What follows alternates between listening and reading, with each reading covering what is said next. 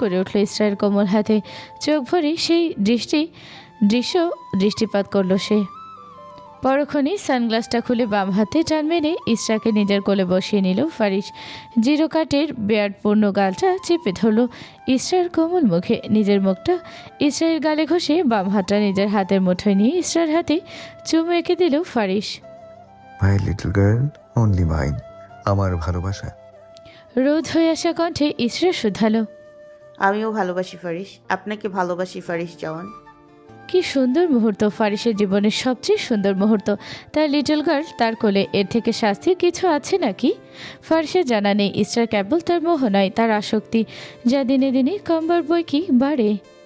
জোহরের আজান পড়ে গেছে, সূর্য এসে মাথার উপর দাঁড়িয়েছে। ভার্সিটির ক্লাস শেষে মাঠে এসে দাঁড়ালো ইসরা, জাইমা, রবিন। ব্যাগ থেকে ফোনটা বের করলো ইসরা, সাইলেন্ট খুলে কল দিল নাফিকে। প্রথমবার কলটা বেজে কেটে গেল, দ্বিতীয়বারে নাফি কল ব্যাক করলো। রিসিভ করে ফোনটা কানে চাপলো ইসরাহের। হ্যালো, কোথায় তুমি ভাইয়া? বাস স্ট্যান্ডে আসতে পারবি? না, আমি আসবো। পারবো। আচ্ছা, আয় তাহলে। কথা শেষে কল কেটে দিল নাফি, ফোনটা ব্যাগে রেখে দিল ইসরা। ইসরাহের কথা শেষ হতে জাইমা মাঠ থেকে চোখ ফিরিয়ে বলল, কোথায় যাচ্ছিস তুই? সিলেট, আন্টি অসুস্থ। ওদের কথার মাঝে রবিন শুধালো, একা যাবি?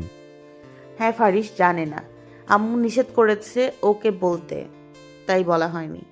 জাইমা ভয়ের তো দৃষ্টি নিক্ষেপ করলো ইসরাহের পানে। হাত চেপে সাবধানী কণ্ঠে বলল সে, ফারিস জানে না মানে? ওনাকে জানানো তোর কর্তব্য। আম্মু নিষেধ করেছে জানাতে, সিলেট পৌঁছে বলবো, ঠিক আছে? পাগল নাকি তুই? জাইমার ভয়ের তো মুখশ্রী দেখে একচোট হেসে উঠল রবিন আর ইসরা। এত ভয় পাচ্ছিস কেন তুই? সিলেট যাব আমি, ভয় পাচ্ছিস তুই? তুই বুঝতে পারছিস না, ওর কলিজা তোর মুরগির কলিজা। তুই পাখির ডাক শুনলেও বাঘের ডাক ভাবে। এখন মনে হয় তোর ফারিসকে ওর বাঘ মনে হচ্ছে। যখন বাঘ থাবা দিবে তখন বুঝবি।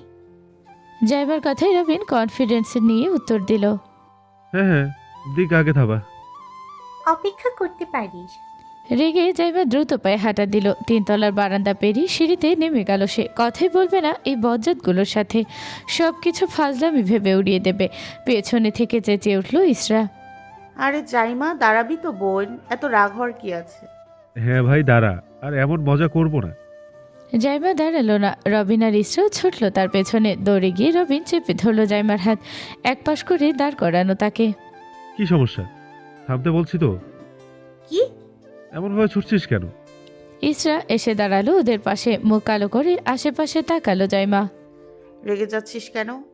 ইসরার প্রশ্নে চুপ হয়ে গেল জাইমা। মনে মনে ভাবলো সে, ফারিস চাওয়ানের থাবা খেলে তোরাও বুঝতি। ওই দিন তো আমাকে কিডন্যাপ করেছে, তোদের সামনে তো সে দিব্যি ভালো মানুষ। তার ভয়ঙ্কর রূপ আমি দেখেছি। নিজের হাত কাটতে ও লোকটা দুবার ভাবে না, সেখানে আমরা কোথাকার কে? ভাবনা রেখে উত্তর দিল জাইমা। কিছু না, তুই বাস স্ট্যান্ডে যা, দেরি হয়ে যাবে। তার মধ্যে ইসরাহের ফোনটা বেজে উঠল। নাফির কল রিসিভ করলো ইসরা। কোথায় তুই? 2টার বাজ, অলরেডি 1:40 রানিং। আসছি ভাইয়া। আজ যাতে কল না দেওয়া লাগে বোন। আমি যাই তাহলে। ইসরায়ের কথায় প্রশস্ত কণ্ঠে বলল রবিন। এগিয়ে দেবো তোকে? লাগবে না। জাইমা আর রবিন থেকে বিদায় নিয়ে ভার্সিটি থেকে বেরোলো ইসরা। রিক্সা থামিয়ে ভাড়া ঠিক করে উঠে পড়ল তাতে। দুপুর গড়িয়ে বিকেল পড়ে এসেছে। রোদের তাপ ধীরে ধীরে কমছে। বাহিরে প্রবাহমান উত্তরের হিমেল হাওয়া। ফারিসের রুমের অর্ধেকটা জুড়ে ছড়িয়ে ছিটিয়ে আছে আর্টের সামগ্রী। সখানা ছোট বড় ব্রাশ, সেন্টার টেবিল সাজানো। কিছু রং পেন্টিং থেকে গড়িয়ে মেঝেতে পড়ছে। 2-3টে প্যালেটে বিভিন্ন রঙের মিশেলে রং তৈরি করে রাখা হয়েছে ফারিস। সব মিলিয়ে রঙের ঝাঁঝালো গন্ধ সারা রুমে মৌমো করছে। ফারিসের মেধহীন সুঠাম দেহ জুড়ে বিস্তৃত হয়ে আছে সাদা কালো সহ বিভিন্ন রঙের পোস্ট। সেসব দিকে তার খেয়াল নেই। সামনে ড্রয়িং বোর্ডের ক্যানভাসে ইসরার অর্ধ শেষ করা একটা ছবি। ছবিটার চোখ দুটো যেন জীবন্ত তাকিয়ে ফারিসের দিকে। এদিক ওদিক তাকিয়ে সাদা প্যালেট থেকে কাঙ্ক্ষিত কালো রং তুলে মাথার চুলগুলো আঁকতে ব্যস্ত হলো ফারিস। ছবিটাতে শুধু চুলটাই আঁকা বাকি। ফারিস সুনিপুণ হাতে পুরো ছবিটা শেষ করলো। অতপর মেঝেতে গিয়ে হাঁটু গেড়ে বসে পড়ল সে। নির্নিমেষ চোখে নিজের হাতে আঁকা ছবিটার দিকে তাকিয়ে থাকলো ফারিস। তন্মধ্যে তার মনে পড়ল ইসরা এখনও তার ঘরে আসেনি। কোথায় মেয়েটা? পর মুহূর্তে ফারিসের মনে পড়ল ইসরা এখনও ভার্সিটি থেকেই ফেরেনি। বসা থেকে উঠে দাঁড়ালো ফারিস, বিছানা থেকে ফোনটা তুলে কল দিল ইসরায়ের ফোনে। ফোন বন্ধ। বিরক্ত হলো ফারিস, অস্থির চিত্তে দ্বিতীয়বার কল দিল সে। Not reachable. বারবার কল দেওয়া সত্ত্বেও ফোন বন্ধ বলছে। রাগের বশবর্তী হয়ে ফোনটা মেঝেতে ছুঁড়ে মারল ফারিস। তাকে উপেক্ষা করছে? একদিন বেরোতে দেওয়াতে এত সাহস! বিকেল শেষ হতে চলল, কিন্তু এখনও বাড়ি ফিরছে না। দ্রুত পায়ে গিয়ে সে কাবার থেকে সাদা শার্টটা নিয়ে রং শুধু শরীরে শার্টটা পরে নিল সে। ড্রেসিং টেবিলের উপর থেকে গাড়ির চাবিটা নিয়ে হন্তদন্ত হয়ে বেরিয়ে গেল ফারিস। ঢাকা শহরে জ্যাম ঠেলে ফারিসের কালো গাড়িটা এসে থামলো ইসরায়েল ভার্সিটির সামনে। গাড়ি থেকে বেরিয়ে রাগী চোখে এগিয়ে গেল সে। ভার্সিটির গেট বন্ধ। দ্বিতীয় দফায় রাগ বাড়ল ফারিসের। রাগে গজগজ করতে করতে দারোয়ানের কলার চেপে গম্ভীর কণ্ঠে শুধালো সে। ভার্সিটির ক্লাস কখন শেষ হয়েছে? ভয় পেল দারোয়ানটা। সামনে দানবীয় মানুষটার ধমকে চমকে উঠল সে। ওকে। ফারিসকে চলে যেতে দেখে স্বস্তির নিঃশ্বাস ছাড়ল দারোয়ানটা। তার উপর দিয়ে ঝড় বয়ে যায়নি এই সুক্রিয়া নিজের পরনের ড্রেসের কলার ঠিক করে মিনমিন স্বরে ফারিসকে পাগল উপাধি দিল সে। ফের ফিরে এসে গাড়ি স্টার্ট দিল ফারিস। তার রাগের তোপে কপালে নীল রং ফুলে ফেপে উঠছে। আধা ঘন্টার বাড়ির রাস্তা। ফারিস 15 মিনিটে পৌঁছালো বাড়িতে। সদর দরজা পেরিয়ে ঢুকতেই তার চোখ পড়ল সোফায়। আসমা বেগম রিমোট হাতে টিভি দেখছেন, মুখে হাসি রেশ। ইসরা বাড়ি থেকে নিয়ে যেন কোনো মাথা ব্যথা নেই ওনার। ফারিসের ধূর্ত মস্তিষ্কে ধরতে সময় লাগলো না যে ইসরা কোথাও থাকার পেছনে ওনার হাত আছে। না হলে মেয়ের বাড়ি না ফেরাতেও কোনো মা এত শান্ত থাকতে পারে? গেম খেলছে তার সঙ্গে। লিটল গার্ল কোথায়? জুতার শব্দ তুলে আসফা বেগম সামনে এসে দাঁড়ালো ফারিস। ফারিসের ঝাঁঝালো স্বর শুনে একটু বিচলিত হলেন না আসফা, বরং টিভি রিমোটটা পাশে রেখে ওর দিকে তাকিয়ে অবাক কণ্ঠে বললেন তিনি। কি? কার কথা বলছো? বাংলা কথা বুঝতে পারছেন না? বয়রা হয়ে গেছেন? ইশরার কথা জিজ্ঞেস করেছি, কোথায় ও? আজীব তো, নিজের বউ নিজে খুঁজে বের করো। আমি জানি কি জানি। চরচর করে ফারিসের রক্ত গরম হয়ে উঠল। সামনে থাকা ফ্লাওয়ার বাসটা তুলে শুভ্র মেঝেতে আছাড় মারল সে। মুহূর্তেই চূর্ণ বিচূর্ণ হয়ে গেল ভাঙা কাচের গ্লাসটা। মেঝেতে ছড়িয়ে পড়ল কাচের ছোটখাটো টুকরোগুলো। মিথ্যা বলা বন্ধ করুন। আমি যদি ধরতে পারি যে লিটল গার্ল উধাও হবার পেছনে আপনার হাত আছে, তাহলে আপনি শেষ, মিসেস আসফা মাইন্ডেড। প্রার্থনা করি যাতে লিটল গার্ল এমনি হারায়। ফারিসের থেকে দ্বিগুণ শান্ত কণ্ঠে আসফা বললেন। ওয়ার্নিং দিচ্ছ? মুহূর্তে হেসে উঠল ফারিস। মুখশ্রী জুড়ে অদ্ভুত রহস্য টেনে তীক্ষ্ণ চোয়াল শক্ত করে বলল সে। অন্য কেউ হলে ওয়ার্নিং ছাড়া শেষ করে দিতাম। আমার দুর্ভাগ্য, একই সাথে আপনার সৌভাগ্য। আপনি লিটল গার্লের জন্মদাত্রী মা।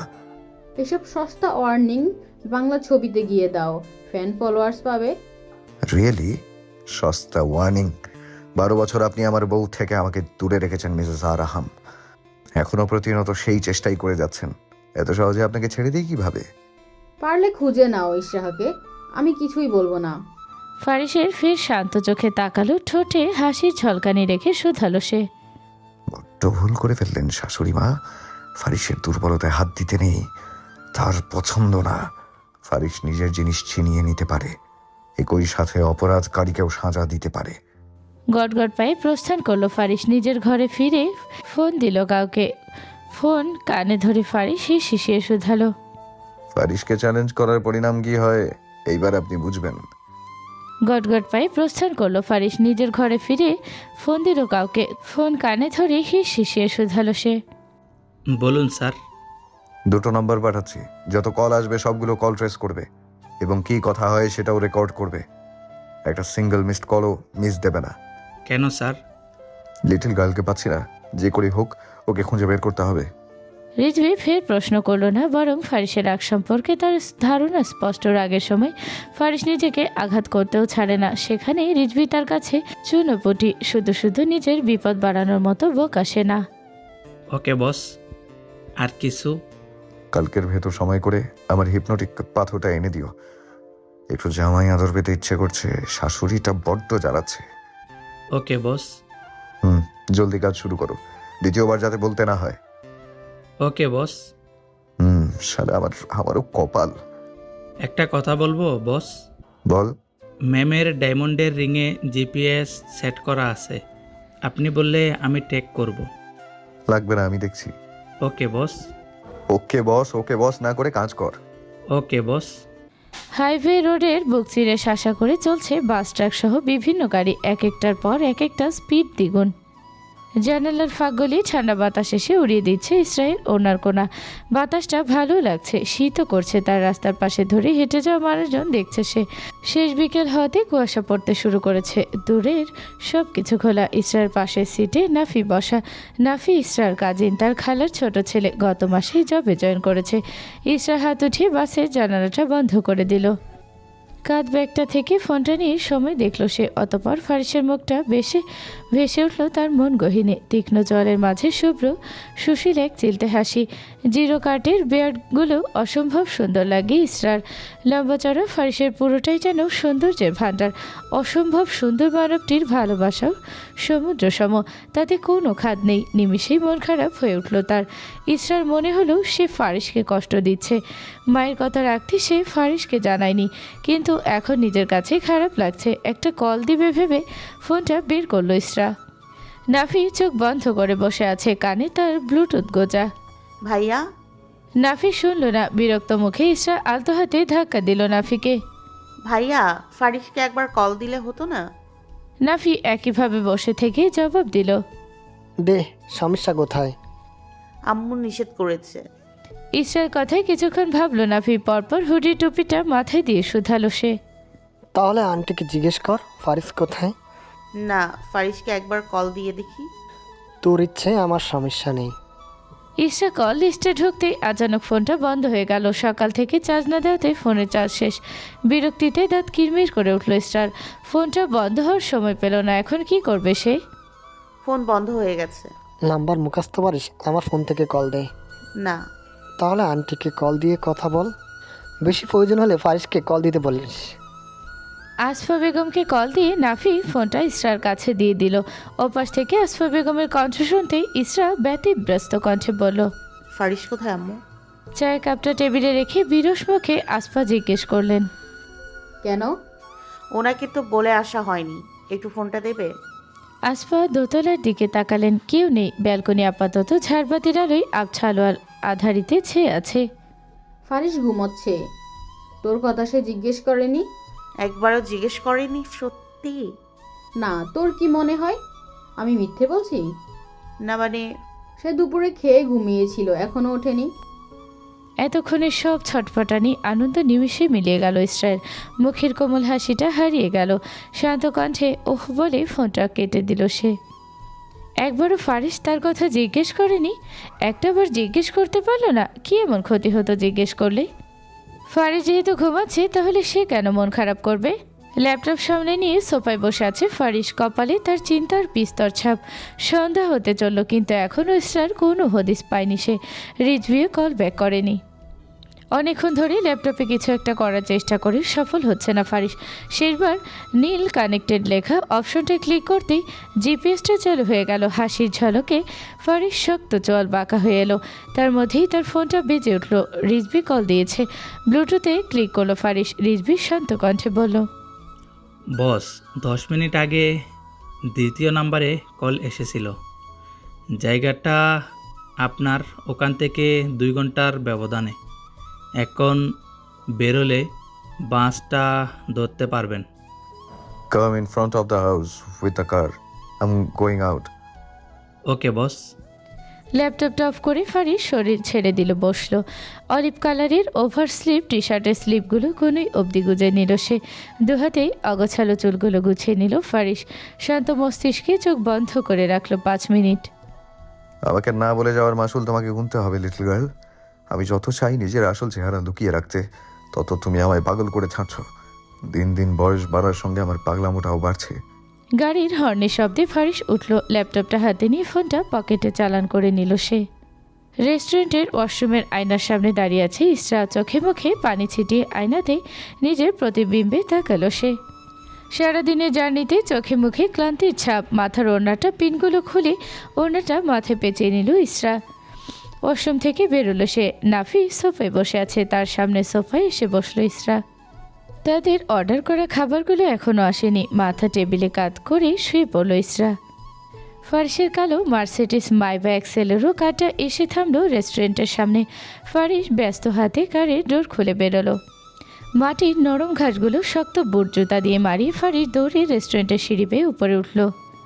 সাদা সোনালি বাতির আলোয় ঝলমল করছে পুরো রেস্টুরেন্ট। ফারিস আশেপাশে চোখ বুলাতেই তার চোখ আটকে গেল কর্নারের টেবিলটাতে। ইসরাকে চিনতে ফারিসের কাল বিলম্ব হলো না। ইসরা আর একটা ছেলে সামনাসামনি বসে আছে। রাগে ফারিসের মস্তিষ্ক দপদপ করে উঠল।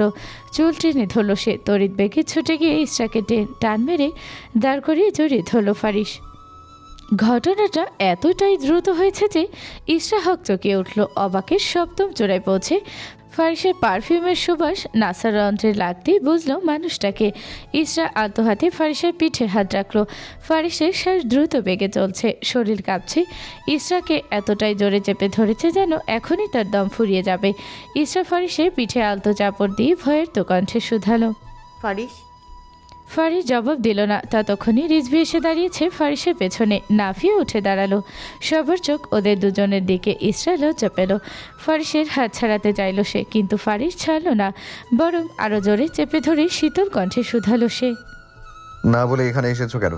আমাকে পাগল করতে চাও নাকি? আমি সরি ফারিস, ফোনের চার্জ শেষ হয়ে গেছিল। 5 মিনিট পর ফারিস ছাড়লো ইসরাকে। ছাড়া পেতেই প্রাণ ভরে শ্বাস টানলো ইসরা। এদিক ওদিক তাকিয়ে দেখলো মানুষটা তাকিয়ে আছে কিনা। ফারিস নাফির দিকে তাকিয়ে এগিয়ে গেল। বিচক্ষণ চোখে ছেলেটার পা থেকে মাথা অব্দি একবার চোখ বুলিয়ে দেখলো সে। শ্যামবর্ণে লম্বা গড়নের একটা ছেলে, নেভি ব্লু হুডির সাথে জিন্সের প্যান্ট। চুলগুলো কপালে পড়ে আছে, যথেষ্ট স্মার্ট। ফারিস মনে করার ভঙ্গিমায় ভাবলো ছেলেটাকে, কিন্তু তার মনে পড়ল না ছোটবেলাতে দেখেছে কিনা জানা নেই। ফের ইসরায়ের পাশে গিয়ে ওর ঘাড়ে হাত রেখে শীতল কণ্ঠে শুধালো ফারিস, এই ভিলেনটা আবার কে লিটল গার্ল? ইসরা নিচু কণ্ঠে জবাব দিল, ও আমার কাজিন। মিন্স আমার শালা? নিজের কথায় নিজেই হাসলো ফারিস। এগিয়ে এসে হ্যান্ডশেকের জন্য নাফির দিকে হাত বাড়িয়ে দিল সে। নাফি হেসে হ্যান্ডশেক করলো তার সাথে। ফারিস হাসির মাঝে ছেলেটার হাতে চাপ বসালো জোরে। নাফি নাক মুখ কুঁচকে নিল। আহ, ফারিস বুকে হাত রেখিয়ে নাফির উদ্দেশ্যে শুধালো, ব্যথা পেয়েছো শালা? আমিও এখানে ব্যথা পেয়েছিলাম হঠাৎ করে আমার বউকে খুঁজে না পেয়ে। কিঞ্চিত ঠোঁট এলিয়ে হাসার চেষ্টা করলো নাফি। ছেলেটার কথাগুলো এমন কেন বুঝে এলো না তার। রিজভি। ফারিসের ডাকে রিজভি এগিয়ে এলো। শান্ত কণ্ঠে নিচু মস্তিষ্কে উত্তর দিল সে, ইয়েস বস। আমার হ্যান্ডসাম শালাটাকে বাড়ি পাঠানোর ব্যবস্থা করো। কে জানে সুন্দর দেখে আবার কেউ কিডন্যাপ করে না নেয়। ওকে বস। ধন্যবাদ ভাইয়া, কিন্তু প্রয়োজন নেই, আমি একাই যেতে পারবো। নাফির দিক থেকে চোখ ফিরিয়ে ইসরার দিকে তাকালো ফারিস। লিটল জান, এবার তাহলে যাই। কিন্তু ফারিস বাকি কথা শোনার প্রয়োজন বোধ করলো না। ইসরাকে কোলে নিয়ে মেঝেতে শব্দ তুলে সিঁড়ি থেকে হাঁটা দিল সে। রেস্টুরেন্টে বসা সবাই এতক্ষণে চলমান তামাশা দেখা শেষে চোখ ফিরিয়ে খাবারে মনোনিবেশ করলো। ফারিসকে যেতে দেখে রিজভি এগিয়ে এসে নাফির দিকে তাকিয়ে বলল, আসুন আপনাকে বাড়ি পৌঁছে দেই। প্রয়োজন নেই, আমার বাস আছে। স্যার আমাকে বকবেন, দয়া করে আসুন। আচ্ছা চলুন। রিজভির অসহায় মুখশ্রী দেখে রাজি হলো নাফি। টেবিল থেকে ব্লুটুথ আর ফোনটা তুলে নিয়ে রিজভির পেছন পেছন নেমে এলো নাফি। শহরে নীরবতা ছাপিয়ে রাস্তা দিয়ে চলছে ফারিসের গাড়িটা। ল্যাম্পপোস্টের মৃদুমন্দ আলোতে ফারিসের নীরব মুখপানে চেয়ে ঢোক গেল ইসরা। ফারিস যে প্রচুর পরিমাণে রেগে আছে তা তার নীরবতা যেন ক্ষণে চিৎকার করে জানান দিচ্ছে। ফারিস, বলছিলাম কি এমন ভুল আর হবে না।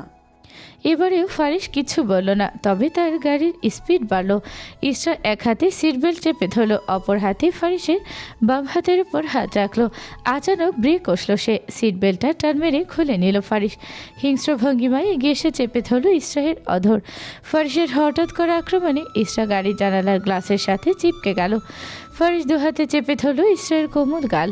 চুমু খাওয়ার মাঝে জোরে কামড় বসালো সে। পরপর সোজা হয়ে ফের গাড়ি স্টার্ট দিল ফারিস। সিটে বসে পিঠ ঠেকিয়ে বসে ওষ্ঠে হাত রাখতেই লাল তরলের অস্তিত্বে বুঝতে পারল ইসরা। ফারিসের দেহ শেষ কামড়ে নিচের ঠোঁটটা কেটে গেছে। শব্দ না করে ওড়নার কোনায় রক্তটুকু মুছে নিল সে। ফারিস ড্রাইভিংয়ের ফাঁকে ইসরার দিকে তাকিয়ে আবার রাস্তার দিকে তাকালো। ফারিসের গাড়িটা এসে থামলো শিকদার ভিলার সদর দরজায়। ডোর খুলে বেরিয়ে এলো ফারিস। ইসরায়ের পাশে ডোরটা খুলেও ইসরাকে কোলে তুলে নিল সে। গটগট পায়ে বাড়িতে প্রবেশ করতেই আসফা বেগমের মুখোমুখি হলো দুজনে। কোল থেকে নামিয়ে ফারিস ইসরাকে পাশে দাঁড় করিয়ে শক্ত করে কবজি চেপে ধরল তার।